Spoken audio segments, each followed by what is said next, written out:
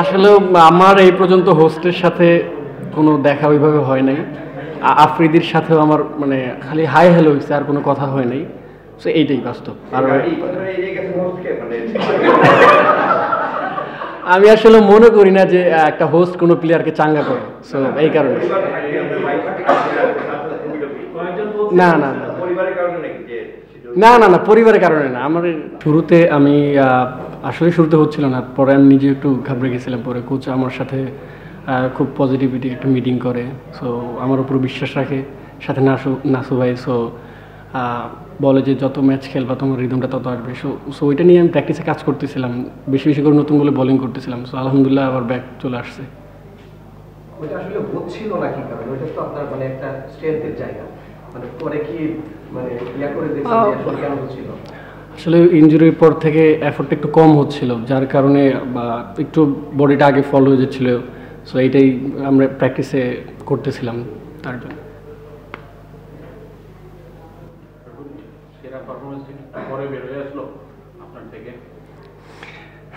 না, আল্লাহ যখন যেটা রিজিকের লিখে রাখছে সেটাই হবে। সো আগে পরে সেটা বিষয় না। জানি না, বাট আফসোস নাই, আল্লাহ হয়তো ভালো কিছু কপালে লিখে রাখছে ইনশাআল্লাহ। আপনারা টুর্নামেন্টের শুরুতে দল হিসেবে আপনারা যথেষ্ট ভালো, কিন্তু টুর্নামেন্টের শুরুতে কি এক্সপেক্ট করেছিলেন যে এখানে কম্পিটিশনের এই লেভেলে এসে আপনারা এখন সেকেন্ড পজিশনের জন্য ফাইট করবেন? টিম যেমনই হোক, প্রতিটা টিমই ভাবে যে আমরা সুপার ফোরে খেলবো। সো আমাদের ওই আত্মবিশ্বাস ছিল।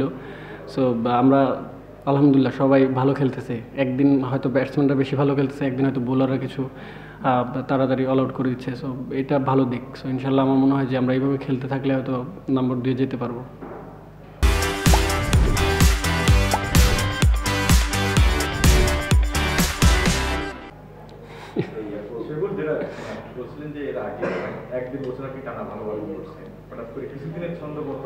আবার এখন আবার একটা ভালো রিদম পাচ্ছে, এখন একদম মুখোমুখি চ্যাম্পিয়ন্স ট্রফি দেখলে সবারই একটা আলাদা এখন কি একটু খারাপ লাগছে না, বা একটু হতে পারতো বা না না, আলহামদুলিল্লাহ খারাপ লাগতেছে না। আমি আলহামদুলিল্লাহ অনেক খুশি।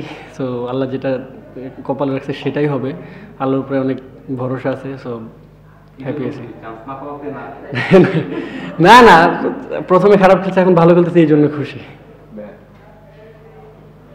আপনাদের দিকে নিয়ে আপনার পেমেন্ট নিয়ে বেশ মানে আলোচনা ছিল, মানে দুবার রাত্রি পরে আপনারা এই পেমেন্টের আলোচনা দ্বিতীয়তে ছিলেন, মানে এখন পেমেন্ট আপনি কি পেমেন্টের ইস্যুটা আসলেও কি বলবো। সো আমার মনে হয় উনি আজকে অনেক প্লেয়ারকেই দেওয়ার কথা। সো দেখা যাক, আজকে দিনটা পার হলে বুঝতে পারবো যে কত। হ্যাঁ, আমি টুর্নামেন্টের শুরুর আগেই আলহামদুলিল্লাহ পাইছি। সো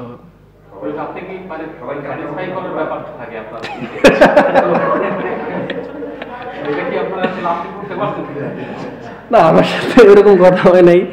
সো আশা করি সবার পেমেন্টটা উনি দিবে, আশা করি। সো এটা সবাই বিশ্বাস করে প্রতিটা প্লেয়ারই যখন খেলে। এখন দেখা যাক কি হয়।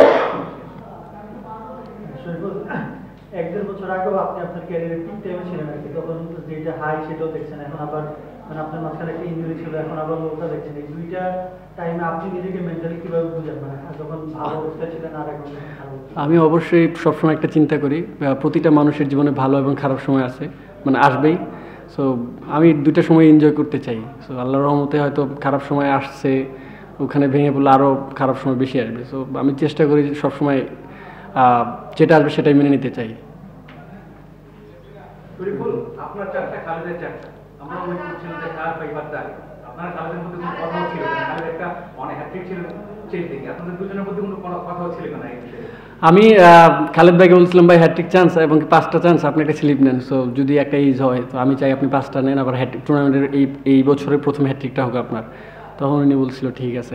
এর সাথে মিথুন ভাইও অ্যাগ্রি করছিল যে স্লিপটা নেওয়াতে।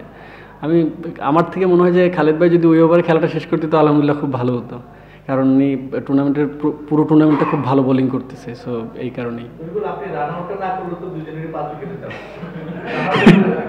না, আসলে টিম ফার্স্ট, রান আউটটা করছি, পরে আমি নাও পাইতাম। সো এই কারণে আমি যেটা ছিল সেটাই করে ফেলছি।